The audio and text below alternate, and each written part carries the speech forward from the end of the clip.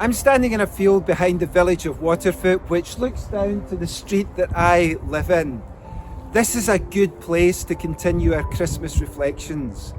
The Hebrew scriptures say, "For to us a child is born, to us a son is given, and he will be called Wonderful Counselor, Mighty God, Everlasting Father, Prince of Peace." Jesus is wise, but he's also strong. He's the mighty God. Now, to say that of any other person in human history would be ridiculous, but not this child. This child is unique. This is the mystery and wonder of Christmas, expressed in the words of the great carol, "Lo, within a manger lies he who built the starry skies." I love the story of the farmer who didn't believe all this stuff about Christmas. So when his wife and children went off to the Christmas morning service at church, he just stayed in the farm.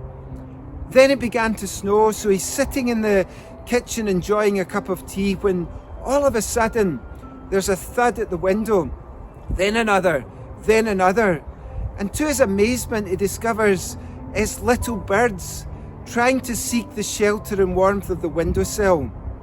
So he goes outside, he opens the barn door and he tries to shoo the little birds in, but they just scatter. Then he lays a trail of bread trying to encourage them into the barn, but they just ignore it. Nothing worked.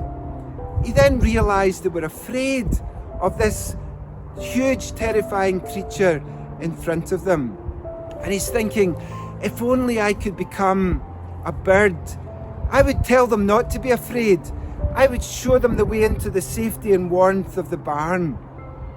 And then in the distance, the church bells ring, and suddenly he realises the truth of the Christmas story, expressed in the words of the New Testament. He, Jesus, appeared in a body. I'm now back down at street level outside our front door, which is exactly how John describes Jesus, mighty God.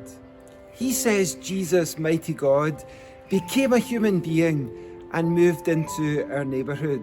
He's not only higher than us, above us.